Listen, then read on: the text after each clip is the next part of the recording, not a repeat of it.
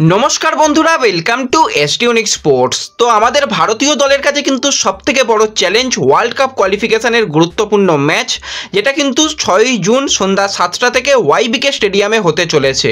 তো খুবই একটা গুরুত্বপূর্ণ ম্যাচ এবং আমাদের দেশবাসীর কাছে কিন্তু এই ম্যাচটা যথেষ্ট আবেগের একটা ম্যাচ হতে চলেছে, কারণ আমাদের captain leader legend Sunil Chhetri তার ফুটবল ক্যারিয়ারের শেষ ইন্টারন্যাশনাল ম্যাচটা কিন্তু খেলতে চলেছে ওয়াইবিকে স্টেডিয়ামে। তো মাঠ কিন্তু সম্পূর্ণরূপে ভর্তি থাকবে।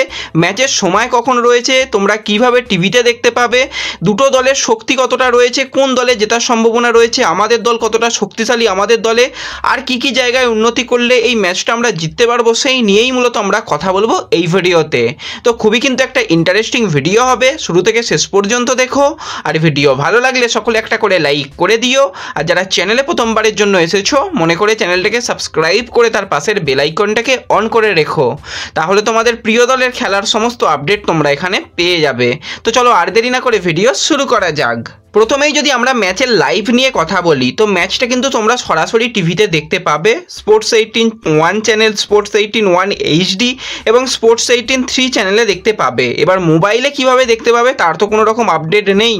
জিও সিনেমাতে খুব সম্ভবত দেখানো হবে না। জিও টিভিতে যদি এই চ্যানেলগুলো থাকে তো সেক্ষেত্রে তোমরা মোবাইলে দেখতে পাবে, তা না হলে কিন্তু অবশ্যই টিভিতে দেখতে পাবে। আর আশা করি তোমরা বেশিরভাগই কিন্তু মাঠে যাচ্ছ, মাঠ ভরানোর চেষ্টা করছো এবং মাঠ তো ভরবেই, সেটা নিঃসন্দেহে বলা যায়, কারণ আমাদের দেশবাসীর কাছে এই ম্যাচটা সত্যি একটা আবেগের ম্যাচ। ক্যাপ্টেনকে নিয়ে আলাদা করে কিছু বলার নেই, আমাদের জন্য অনেক অনেক ভালো স্মৃতি দিয়েছে। আর আমার এই প্রথম ম্যাচই আমি দেখতে পাবো, মানে জাতীয় দলের প্রথম ম্যাচই মাঠে গিয়ে বসে দেখবো। খুবই আমি একটা আকর্ষণীয় ম্যাচ দেখার জন্য নিজে থেকে প্রস্তুত হচ্ছি এবং ম্যাচটা সর্বোপরি আমরা জিতবো, এটুকু আমার মনে হচ্ছে যে ম্যাচটা কিন্তু আমরা জিততে পারবো, কারণ আমাদের যেরকম স্কোয়াড রয়েছে সেই স্কোয়াড যথেষ্ট শক্তিশালী। সেখানে আমরা গোলকিপারের পজিশনের জন্য গুরপ্রীত সিং সান্ধু, অমরিন্দর সিং, ভিশাল কাইত তিনজনে এক্সপিরিয়েন্স গোলকিপারকেই দেখতে পাচ্ছি।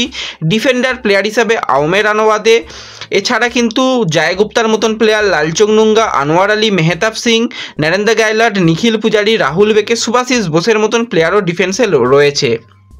মাঝমাঠ কিন্তু আমাদের যথেষ্ট শক্তিশালী, সেখানে অনিরুদ্ধ থাপা, ব্র্যান্ডন, এডমন্ড, জিকসান, প্রচুর প্লেয়ার রয়েছে। এছাড়া কিন্তু ভালো ভালো প্লেয়ার রয়েছে সেখানে, কিন্তু যদি আমাদের মাঝমাঠ ঠিকঠাকভাবে খেলে দিতে পারে তাহলেও কিন্তু আমাদের ম্যাচটা জেতার সম্ভাবনা অনেকাংশই রয়েছে। এবং ফরওয়ার্ড লাইনে সেক্ষেত্রে ক্যাপ্টেন সুনীল ছেত্রী, বিক্রম প্রতাপ সিং, মনবীর সিং, রহিম আলী, ডেভিডের মতন প্লেয়ারকেও কিন্তু সুযোগ দেওয়া হয়েছে। তো প্রত্যেকটা প্লেয়ার কিন্তু নিজেদের সেরাটা দিয়ে খেলার চেষ্টা করবে।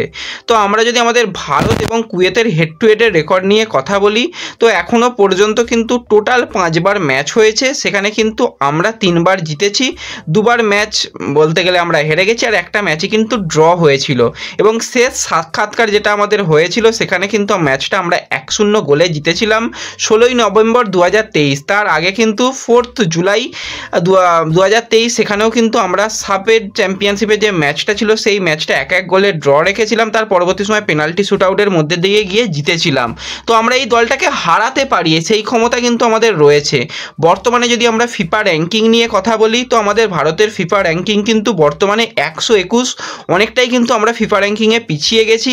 আর কুয়েতের র্যাঙ্কিং কিন্তু 139, কিন্তু কুয়েতের র্যাঙ্কিং 139 হলেও তারা কিন্তু যথেষ্ট ভালো ফিজিক্যাল ফুটবল খেলতে পারে, কিন্তু লাস্ট কয়েকটা তাদের ইন্টারন্যাশনাল ম্যাচ খুবই খারাপ গেছে। সেখানে কিন্তু তারা কাতারের সঙ্গে হেরেছে, দুবারই হেরেছে এবং বড় বড় ব্যবধানে হেরেছে।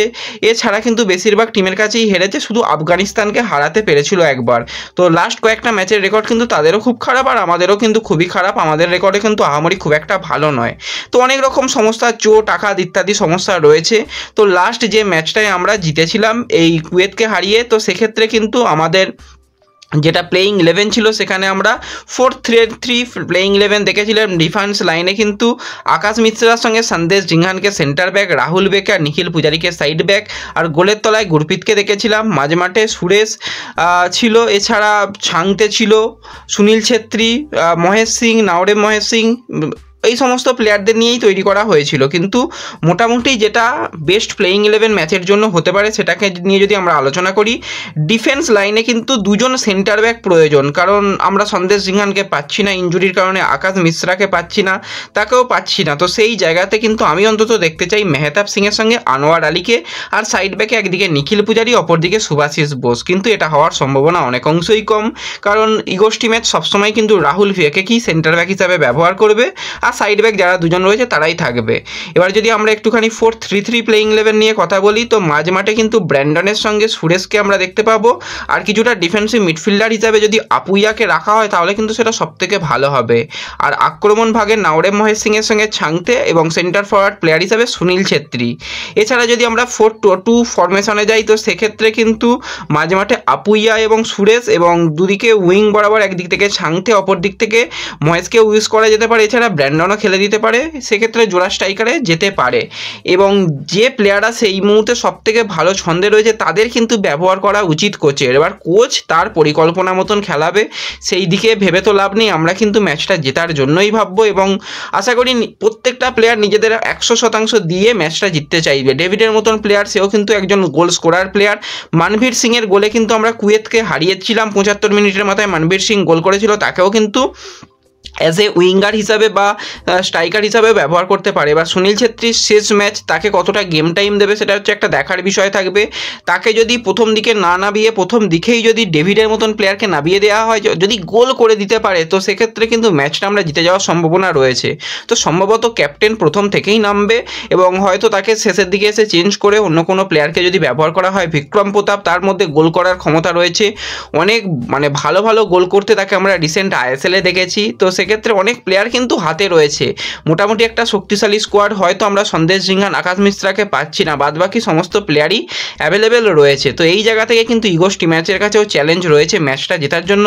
তো আমরা আশা করি এই ম্যাচটা আমরা জিততে পারবো। তো তোমরা কি চাও, আর এই ম্যাচটা কারা কারা মনে হচ্ছে যে জিততে পারবো আমরা, অবশ্যই কমেন্টে জানিও। আর কারা মাঠে যাচ্ছ অবশ্যই কমেন্টে জানিও। তো এই ভিডিওতে এটুকুই আলোচনা করার ছিল। ভিডিও ভালো লাগলে ভিডিওতে লাইক করে দিও, চ্যানেলে প্রথমবার এলে চ্যানেলটাকে সাবস্ক্রাইব করে দিও, ফেসবুক পেজ থেকে ভিডিও দেখলে ফেসবুক পেজটাকে ফলো করে নিও, এবং ভিডিও একটু সকলের সঙ্গে শেয়ার করে দিও। তো দেখা হচ্ছে পরবর্তী ভিডিওতে। ধন্যবাদ।